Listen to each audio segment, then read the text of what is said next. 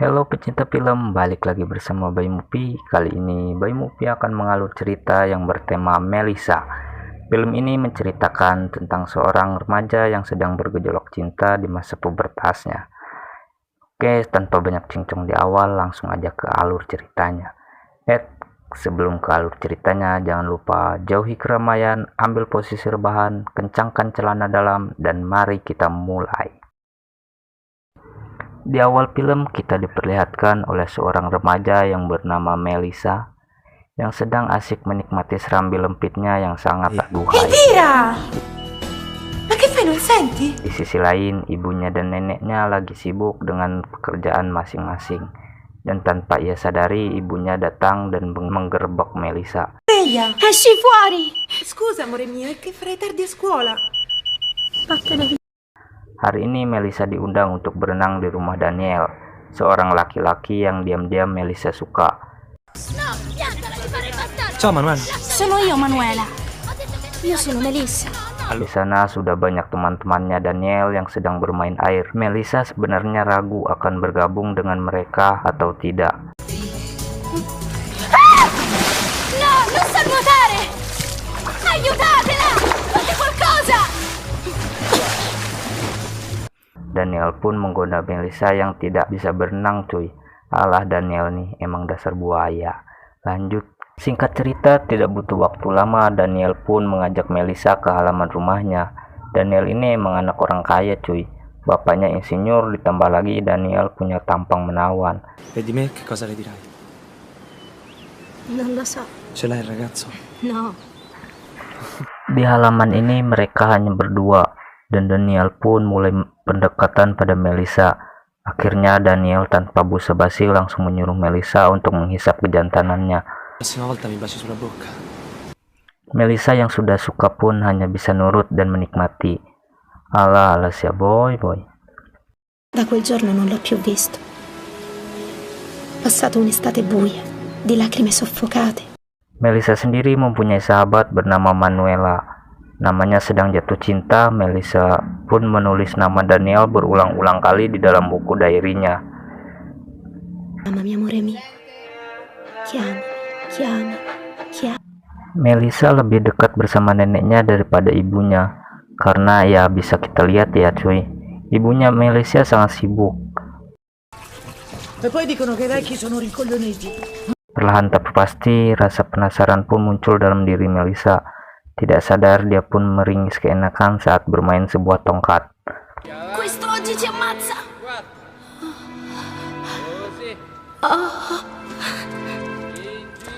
Hal ini disadari oleh temannya bernama Marco. Tongkat kejantanan Marco pun auto tegak. Jangankan Marco, saya pun pasti tegak kalau mendengarnya. Singkat cerita, Melissa pun menghampiri Daniel yang sedang bermain biliar. Menyadari ada sesuatu yang diinginkan Melissa, Daniel pun mengajak Melissa ke rumahnya. Sesampainya di rumah, Daniel pun dengan sopan mengajak Melissa mencangkul benih kehidupan. Posso farti una domanda? Mi vuoi baciare? Sì. Ti va di farlo con me? Situasi pun sudah tidak enak ketika ibunya Melissa menaruh neneknya di panti jompo. Beh, adesso che c'è? Su, bambina. Melissa pun hanya bisa terdiam dan merenung. Walaupun neneknya mencoba menghibur Melissa, namun sudah tentu hal itu tidak cukup bagi Melissa. Karena dia harus terpisah dengan neneknya yang ia cintai. Nonna. Non piangere tesoro, non è mica un asilo. Ma sei tu che piangi. Sudah tentu hal ini membuat hubungan ibunya dan Melissa menjadi buruk. Nah, hal ini ternyata memunculkan hasrat yang terpendam pada diri Melissa cuy. Dirinya mulai menggoda pria yang ia temukan di sebuah kafe. Dengan santainya menunjukkan Manuela bagaimana mudahnya membuat seorang om-om menjadi tegang. Smettila. Così fa Daniele. Come me, guarda. Che sta facendo? Si è messo la mano in tasca. Perché? Fai uno sforzo.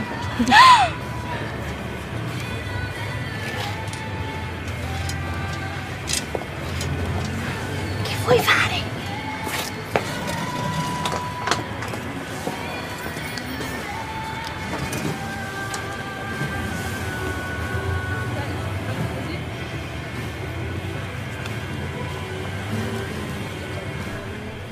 Pas udah tegang ditinggal dong, haha. Makanya om, jangan kegoda, ingat anak istri di rumah, weh.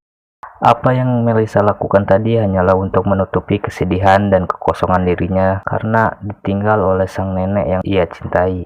Makanya cuy, pas neneknya menjenguk Melisa, seneng banget lah dia ini. Apalagi si nenek bener-bener sayang sama cucunya, 180 derajat beda sama ibunya. Dopo colpo,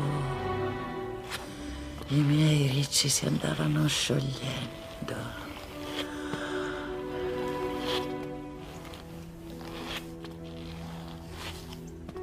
Oh, a quanto stiamo? 34. Ma perché dobbiamo arrivare proprio a... Tiba-tiba Daniel pun menelpon Melisa untuk mencangkul bersama lagi. Melisa pun langsung datang ke rumah Daniel seperti biasanya. Ti posso chiedere se vuoi venire da me? Subito. Per fare l'amore. Cioè come l'altra volta? Molto meglio. Ti ho preparato una sorpresa. Melissa. Sei ancora lì? Melissa. Namun di saat lagi enak-enaknya mencangkul, muncullah temannya Daniel yang ikut bergabung bersama mereka. Awalnya sih Melisa marah, tapi dengan penjelasan dari Daniel, Melisa pun malah menunjukkan sisi dirinya yang tidak satu orang pun tahu kalau dirinya sangat ingin menikmati dan haus akan batang tumpul cuy.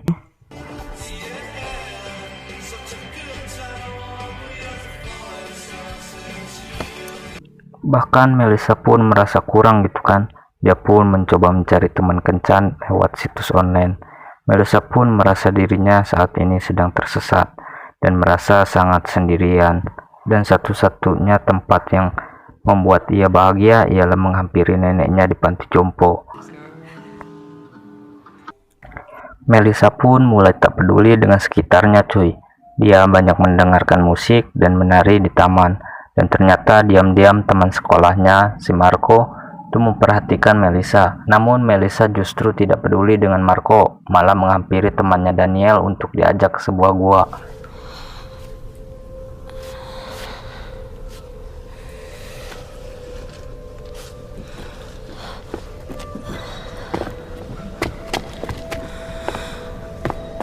Yang ternyata di dalam gua ini sudah menunggu 5 orang pria yang siap memberikan pelajaran pada Melisa secara bersama-sama.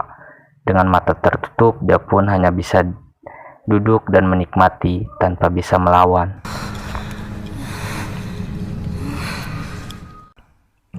Setelah pelajaran itu, Melisa pun merasa jijik sama dirinya sendiri cuy.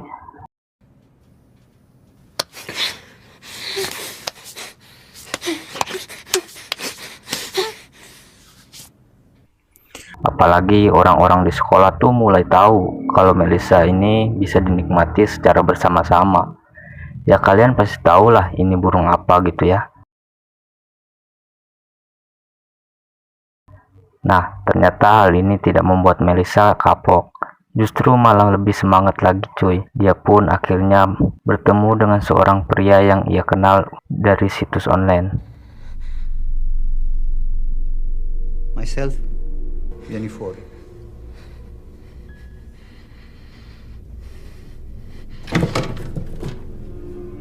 Namun olahraga bersama pria ini tidak sesuai harapan Melisa. Dia pun kabur dan kembali ke rumah yang dimana ibunya sedang duduk di kasur dan membaca buku harian Melisa. Ibunya pun tahu apa yang dilakukan Melisa selama ini. Povera nonna. Io non sapevo di volerle tanto bene. Mi mancheranno le sue sigarette, il suo disordine. Bukannya marah, justru ibunya sadar diri. Semua itu bisa terjadi karena salah dirinya. Dirinya tidak peduli dengan Melisa dan terlalu sibuk dengan pekerjaannya. Padahal keluarga adalah segalanya, cuy.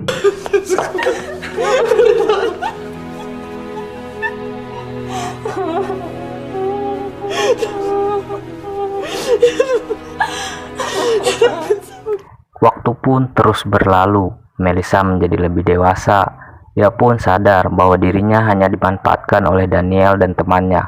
Apalagi Melisa melihat Daniel dan temannya lagi berantem, merebutkan gadis mana lagi nih yang mereka ajak mencangkul bersama. Melissa.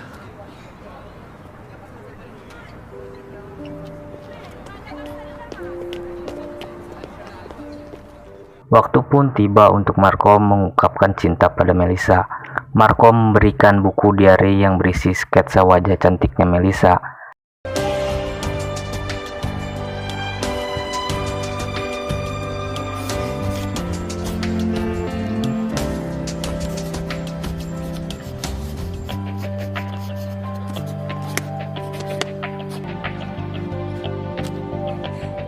Akhirnya Melisa menemukan sosok pria yang benar-benar mencintai secara tulus dan bukan karena nafsu aja. Tapi Daniel tidak menyerah begitu aja, cuy. Dia pun mencoba merayu Melisa untuk datang ke rumahnya karena ia sedang mengadakan pesta. Melisa pun datang ke pesta itu, namun kali ini dirinya tahu apa yang harus dia lakukan. Bukannya menikmati pesta, Melisa malah menepi dan menyeburkan diri ke laut lepas.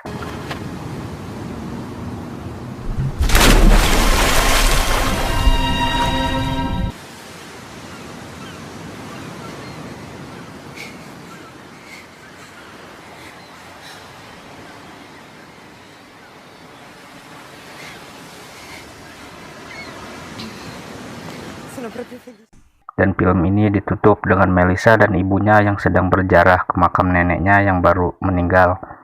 Dan mereka pun mulai hidup baru yang bahagia antara ibu dan anak.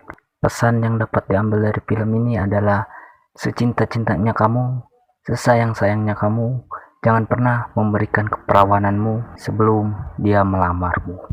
Asikin aja, bro. Oke, terima kasih. Jangan lupa like, comment, and subscribe.